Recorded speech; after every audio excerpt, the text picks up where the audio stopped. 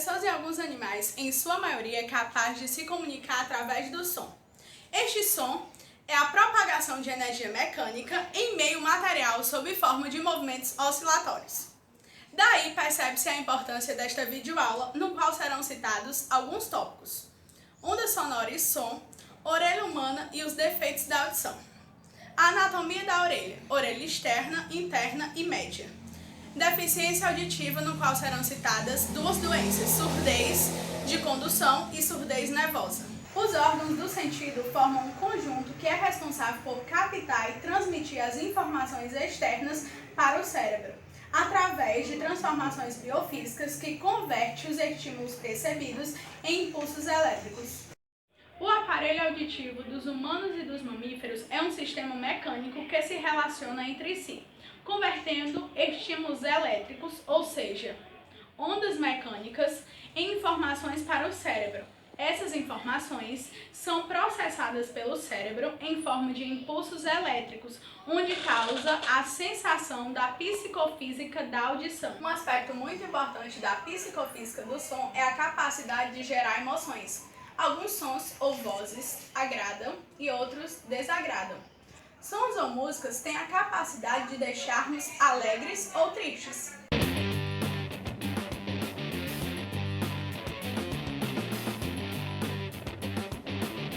Biofísica da audição, ondas sonoras.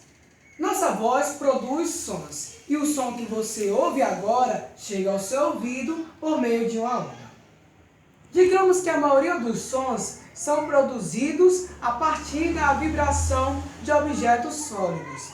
Vamos estudar acústica, trata-se de ondas sonoras.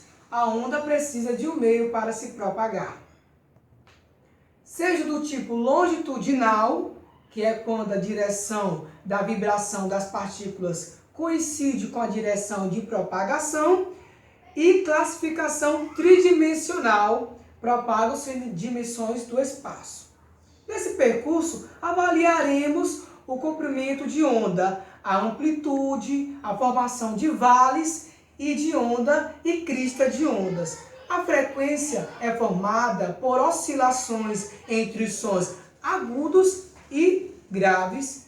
Já a amplitude relaciona-se à intensidade, um som forte e fraco. O melhor isolante acústico é o vácuo, pois as ondas não conseguem se propagar. Em um tubo comprimido, contendo ar, um êmbolo móvel executa movimentos oscilatórios nessa extremidade. Verifica-se que as camadas de ar sofrem com pressões e rarefações, que é a propagação no seu interior com a velocidade v. Nessa perspectiva, nós chamaremos de ondas de pressão essas que se propagam. As ondas, ao chegarem a outra extremidade que esteja aberta, no caso da biofísica, a orelha do observador, onde existe uma membrana que chamamos de tímpano. Com a mesma frequência das ondas, o tímpano começa a vibrar, onde transmite ao cérebro, que registra, desenvolve em condição fisiológica o som. Frequências sonoras de 20 Hz a 20.000 Hz aproximadamente é o que a orelha humana consegue captar. A maioria dos animais ficam abaixo de 20 ou acima de 20.000 em infrassom e ultrassom, respectivamente. Vamos falar um pouco agora sobre velocidade do som. As ondas sonoras podem se propagar em meios de estado sólidos, líquidos e gasosos, em que a velocidade dependerá das características dos materiais. As velocidades maiores ocorrem em sólidos e as menores em gases. A barreira do som. No ar, a velocidade do som é 1.220 km por hora aproximadamente. Superam essa marca os foguetes e mísseis, porém, nos veículos que transportam cargas e passageiros, só existe uma categoria, que são os aviões supersônicos. Dessa forma, começamos a trabalhar a barreira de som.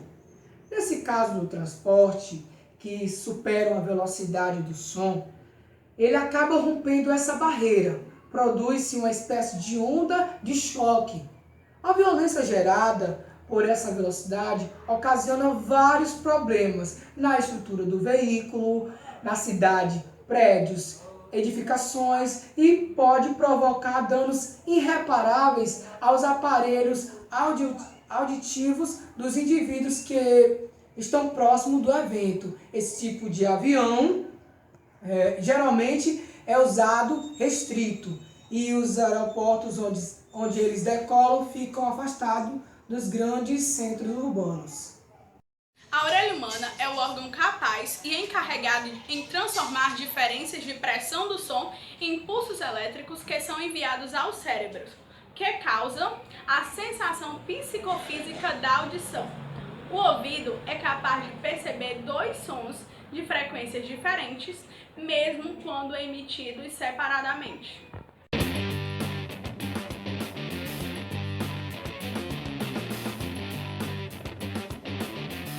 A orelha, que é o órgão responsável pela audição, ela é dividida em três partes: orelha externa, orelha média, orelha interna. A orelha externa ela é constituída por pavilhão da orelha e canal auditivo externo. O pavilhão da orelha, a sua principal função é coletar os sons, agindo como um tipo de funil que irá deslocar esses sons até o canal auditivo.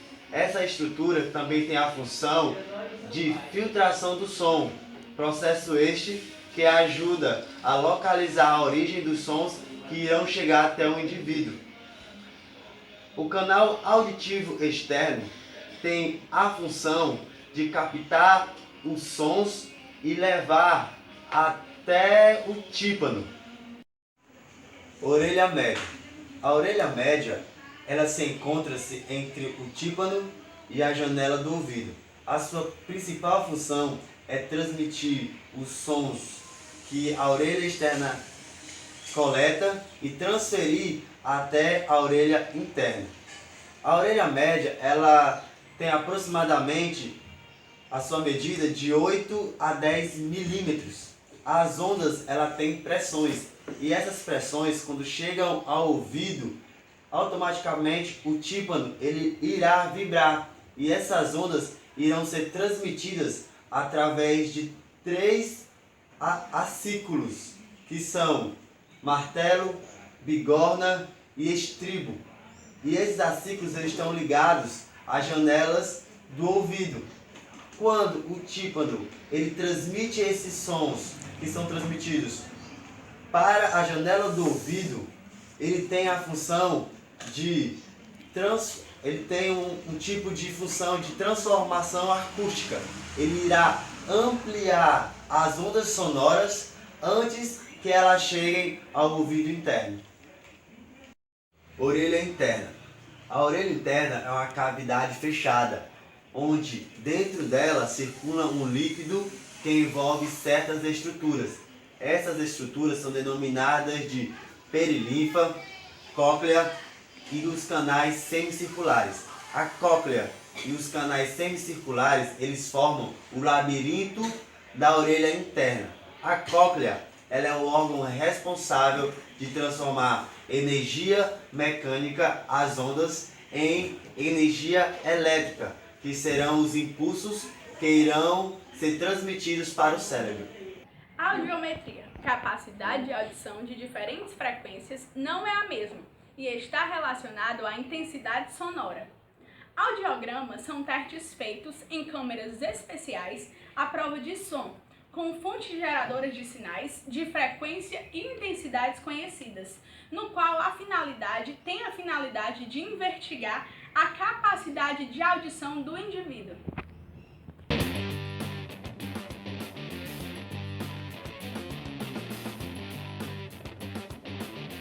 Também dois tipos de surdez: surdez de condução e surdez nervosa. Quando falamos de surdez por condução, quer dizer que há um bloqueio na passagem do som da orelha externa para a orelha interna. Isso acontece devido ao rompimento do tímpano ou excesso de cera acumulada, mas pode ser resolvido através de cirurgias.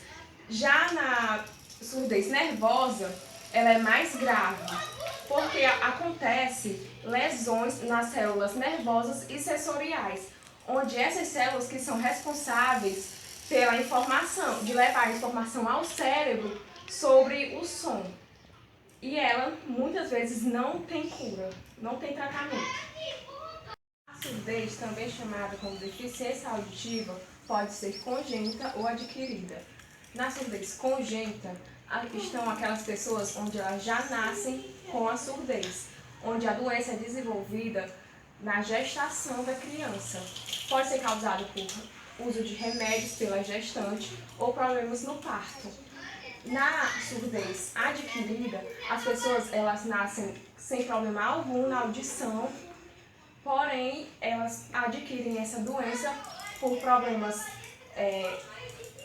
patológicos ou acidentais. Por exemplo, infecções ou pancadas próximo da orelha, ou doenças como sarampo, cachumba, catapora e etc. Outro tipo de perda auditiva é chamado de surdez central. Ela ocorre à medida que envelhecemos e faz parte do processo natural do ser humano. Durante esta videoaula, percebemos que o aparelho auditivo tem um alto grau de complexidade como qualquer outro sistema biológico.